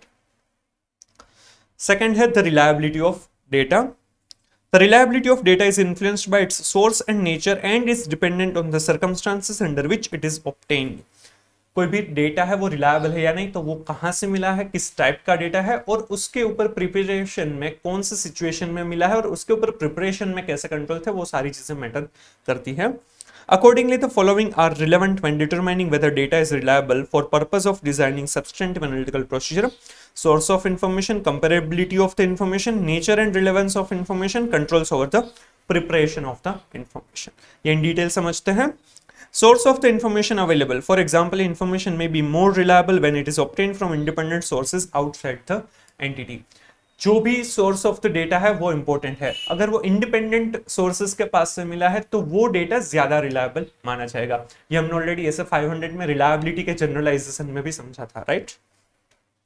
Comparability of the information available. For example, broad industry data may need to supplemented to be comparable to that of an entity that produces and sells specialized products. हमें information जो मिल रही है वो comparable है या नहीं. अगर हमें पूरी ब्रॉड इंडस्ट्री का डेटा मिल रहा है, कॉम्पिटिटर्स का डेटा अवेलेबल है, तो उस डेटा में हम कंपेयर कर पाएंगे तो वो ज्यादा रिलायबल होगा. वो कंपेयर कर पाएंगे तो हमारा एनालिटिकल प्रोसीजर है वो ज्यादा इफेक्टिव हो सकती है. Nature and relevance of the information available. For example, whether budgets have been established as a result to be expected rather than as a goals to be achieved.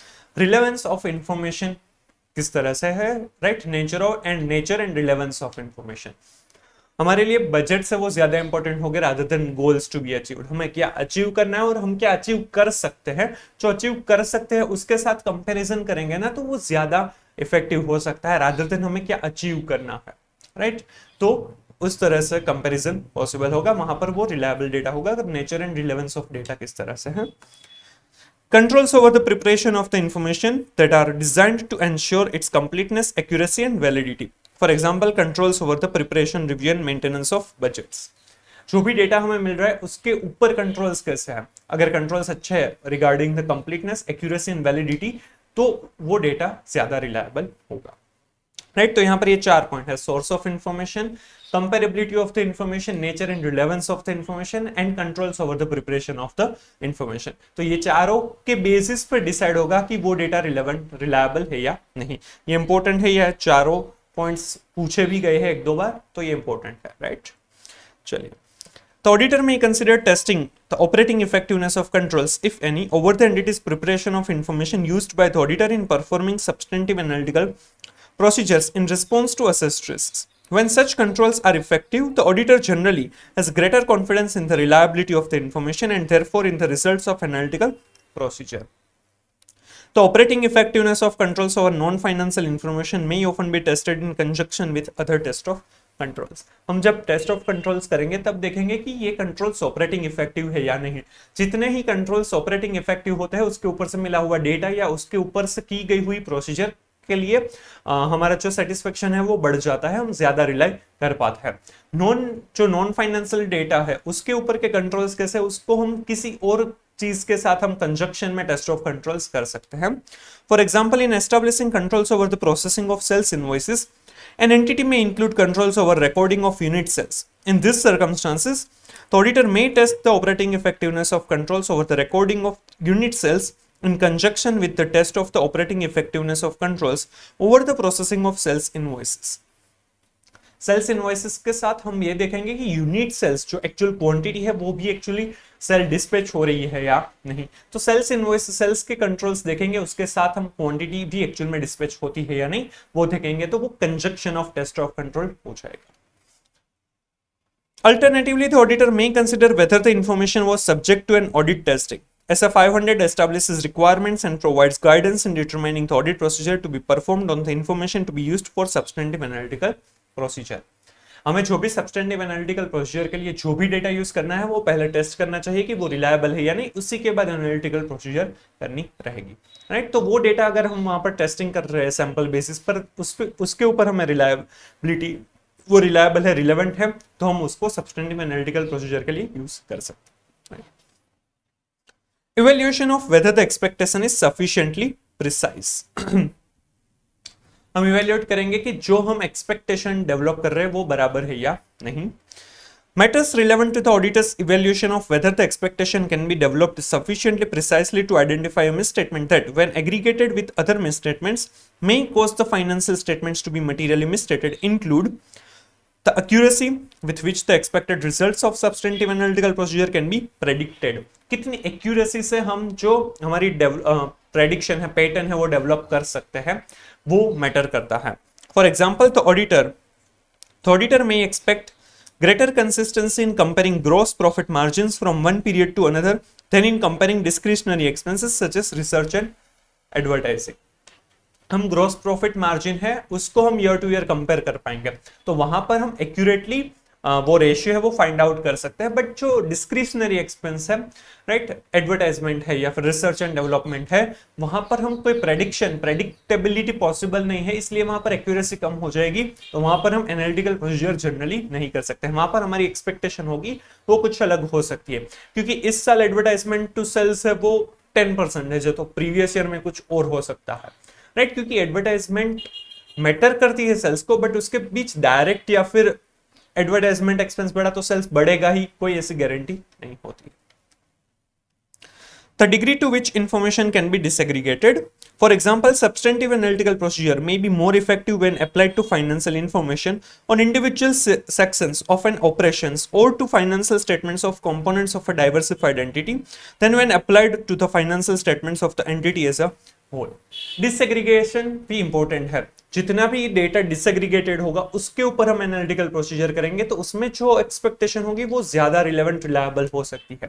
पूरे ही financial statement में, पूरे ही entity में अगर कोई भी expectation develop करने से better है कोई सेगमेंट है, कोई कंपोनेंट है, कोई डिपार्टमेंट है, उसके अंदर हम ये प्रेडिक्शन करें तो वो ज्यादा रिलायबल होगा। And third part है the availability of the information, both financial and non-financial. For example, the auditor may consider whether the financial information such as budgets or forecast and non-financial information such as the number of units produced or sold is available to design substantive analytical procedures. If the information is available, the auditor may also consider the reliability of the information. जो भी data available है या नहीं, financial as well as non financial data, अगर हमारे पास दोनों ही data available है तो उसके ऊपर से हम प्रेडिक्ट इजीली कर सकते हैं, हम हमारी एक्सपेक्टेशन है वो डेवलप कर सकते हैं। तो वो डेटा अवेलेबल होना चाहिए, डेटा जो भी अवेलेबल है वो रिलायबल एंड रिलेवेंट भी होना चाहिए, जो ऑलरेडी हमने आगे पढ़ा हुआ है, राइट। उसके बेसिस पर वो इंपॉर्टेंट बात हो जाती है कि एक्सपेक्टेशन डेवलप कर पाएंगे या नहीं। अगर आपको नंबर ऑफ आवर्स के बेसिस पर वेज एक्सपेंस की एक्सपेक्टेशन डेवलप करनी है, या फिर क्वांटिटी की जो मूवमेंट हो रही है, इन आउट जो हो रही है, तो वो कोई भी डेटा अगर आपको सॉफ्ट कॉपी में अवेलेबल होगा तो आप उसके ऊपर एनालिटिकल प्रोसीजर कर पाएंगे। अगर वो फिजिकल कॉपीज में आपको इतने सारे बुक्स दे दे, राइट, और उसके ऊपर से अगर आपको ये चीज करनी हो तो ये प्रेडिक्शन पॉसिबल नहीं होगा, क्योंकि वो डेटा अवेलेबल है बट आपको जिस तरह से चाहिए उस तरह से अवेलेबल नहीं है। आप उसमें फिजिकल में से आप सॉफ्ट कॉपी में लेकर आए और ये फिर एनालिटिकल प्रोसीजर करेंगे तो वो प्रैक्टिकली पॉसिबल नहीं होगा, राइट। तो अवेलेबिलिटी ऑफ डेटा इंफॉर्मेशन जो है financial as well as non financial, ये काफी इंपॉर्टेंट पार्ट होता है। तो यहाँ पर तीन चीजें हैं प्रेडिक्टेबिलिटी, एक्सपेक्टेशन डेवलप करने के लिए सफिशिएंटली प्रिसाइज कर ली हम, अगर ये जो एक्सपेक्टेशन डेवलप करनी है तो उसके लिए सबसे पहले एक्यूरेसी विथ विच की एक्सपेक्टेड रिजल्ट है जो, राइट, वो हम प्रेडिक्ट कर पाएंगे। Second, disaggregation of the data, right, and third, availability of financial and non financial data information. Clear? ये आपको डिस्क्रिप्टिव क्वेश्चन में पूछ सकते हैं, ये इंपॉर्टेंट है। Amount of difference of recorded amounts from expected values that is acceptable. जो amount record की गई है और जो हमने एक्सपेक्टेशन डेवलप की गई है उसमें डिफरेंस जो आ रहा है वो कितना हम एक्सेप्ट कर सकते हैं वो डिटरमाइन करना है। The auditor's determination of the amount of difference from the expectation that can be accepted without further investigation is influenced by materiality and the consistency with the desired level of assurance, taking account of the possibility that a misstatement, individually or when aggregated with other misstatements, may cause the financial statements to be materially misstated, right? मतलब उसमें कितना difference है वो हम accept कर सकते हैं। जब भी वो डिफरेंस इंडिविजुअली या फिर एग्रीगेट किया जाएगा तो वो शायद मटेरियल मिसस्टेटमेंट बन सकता है, तो वो डिफरेंस हम एक्सेप्ट नहीं कर सकते हैं। ऐसे 330 require the auditor to obtain more persuasive audit evidence, the higher the auditor's assessment of risk. Accordingly, as the assessed risks increases, the amount of difference considered acceptable without investigation decreases in order to achieve the desired level of persuasive audit evidence. जितना भी हम risk accept कितना कर सकते हैं ना, उसके basis पर डिसाइड होगा कि हम कितना डिफरेंस है वो एक्सेप्ट कर पाएंगे। अगर हम ऐसा अज्यूम कर रहे हैं कि रिस्क बहुत ज्यादा है तो acceptance of difference would decreases, right, क्योंकि डिफरेंस जितना कम होगा उतना रिस्क हम कम कर पाएंगे। इसीलिए रिस्क कितना है उसके ऊपर डिपेंड करेगा, राइट। रिस्क अगर बहुत ही कम है तो हम ज्यादा डिफरेंस एक्सेप्ट कर पाएंगे। क्लियर? चलिए, investigating results of analytical procedure. If analytical procedure performed in accordance with SF520 identify fluctuations or relationships that are inconsistent with other relevant information or that differ from expected values by a significant amount, the auditor shall investigate such differences by। अगर हमने जो expectation develop की है और actual में जो है उसमें अगर बहुत ज्यादा डिफरेंस आ रहा है तो हमें ज्यादा इन्वेस्टिगेट करना चाहिए, हमें ज्यादा इवेल्युएट करना चाहिए। तो वो हम किस तरह से करेंगे, वो दो पॉइंट्स हैं। Inquiring of management and obtaining appropriate audit evidence relevant to management's responses. Audit evidence relevant to management's responses may be obtained by evaluating those responses, taking into account the auditor's understanding of the entity and its environment, and with other audit evidence obtained during the course of the audit। जब भी इतना difference आएगा तो हम management से पूछेंगे कि भाई इतना डिफरेंसेस क्यों आ रहे हैं, तो उनके पास रीजंस रिस्पॉन्सेस हो सकते हैं, तो वो हम सुनेंगे, वो रीजनेबल है या नहीं वो देखेंगे, और उसके सपोर्ट में जो ऑडिट एविडेंस अवेलेबल है वो भी हम देखेंगे, और वो हमें अगर बराबर लग रहा है तो हम मान सकते हैं, राइट। वो हम आगे प्रोसीजर करने की जरूरत नहीं पड़ेगी, वो ऑडिट एविडेंस हम डॉक्यूमेंट कर लेंगे, right. Performing other audit procedure as necessary in the circumstances. The need to perform other audit procedure may arise when, for example, management is unable to provide an explanation or the explanation together with the audit evidence obtained relevant to management's response is not considered adequate। हमें additional audit procedures करनी पड़ेगी कब, जब हमें management के पास से जो हमें रिस्पॉन्स चाहिए या फिर सेटिस्फैक्टरी रिस्पॉन्स नहीं मिल रहा है, या फिर उन्होंने अच्छे से जवाब नहीं दिया, जवाब ही नहीं दे पा रहे, या फिर जवाब दिया है वो रिलायबल नहीं लग रहा है, तब हमें एडिशनल ऑडिट प्रोसीजर्स करनी चाहिए, राइट। तो ये दो चीज हमें करेंगे जब डिफरेंस आएगा, राइट, एक्सपेक्टेशन और एक्चुअल में जो है उसके बीच। ये भी आपको डिस्क्रिप्टिव क्वेश्चन में पूछ सकते हैं। Analytical procedure that assist when forming an overall conclusion. ये हमने अब तक जो देखा वो सब्सटेंटिव एनालिटिकल प्रोसीजर, मतलब कि टेस्टिंग फेज में हम किस तरह से एनालिटिकल प्रोसीजर यूज कर सकते हैं वो देखा। अब कंक्लूजन फेज पर हम किस तरह से यूज कर सकते हैं वो थोड़ा सा समझाया है, वो फटाफट समझ लेते हैं और हम भी कंक्लूड करते हैं हमारे इस सेशन को। The conclusion drawn from the results of analytical procedure designed and performed in accordance with are intended to corroborate conclusions formed during the audit of individual components or elements of the financial statements. This assists the auditor to draw reasonable conclusion on which to base the auditor's opinion. हम at the end conclusion, मतलब कि जो हमने already audit कर लिया है उसमें हम देखेंगे कि एलिमेंट टू एलिमेंट कितना चेंज हुआ है, ईयर टू ईयर देख सकते हैं, राइट, उसमें कितना प्लस माइनस है, कुछ फाइनेंशियल रेशियोज है वो देख सकते हैं। जो हमें फाइनेंशियल स्टेटमेंट्स हम पूरा ही देख लेंगे, उसके बाद हम ये कर सकते हैं ताकि वो ओवरऑल फाइनेंशियल स्टेटमेंट बराबर है या नहीं वो हमें पता चलेगा। The results of such analytical procedure may identify a previously unrecognized risk of material misstatement. In such a circumstances, SA 315 requires the auditor to revise the auditor's assessment of the risk of material misstatement and modify the further planned audit procedures accordingly. यहां से ऐसा भी हो सकता है कि जो हमने पहले रिस्क ऑफ मटेरियल मिसस्टेटमेंट जो असेस किया था वो कुछ अलग था, अभी at the time of conclusion हमें कुछ अलग लग रहा है, तो हो सकता है कि हमारी ऑडिट प्रोसीजर बढ़ भी जाए, हमें कुछ चेंज भी करना पड़े, तो हमें करना होगा और फिर बाद में हम अपने कंक्लूजन पर आएंगे और ओपिनियन दे सकेंगे, राइट। तो इस तरह से एनालिटिकल प्रोसीजर करनी रहेगी। ये था पूरा SF 520 एनालिटिकल प्रोसीजर। इसके बाद हम डिस्कस करेंगे SF 530 ऑडिट सैंपलिंग। सो अगर आपको ये वीडियो अच्छा लगा है तो please like and share the video, comment if you have any doubt, suggestion, reviews and please subscribe the channel. Thank you so much.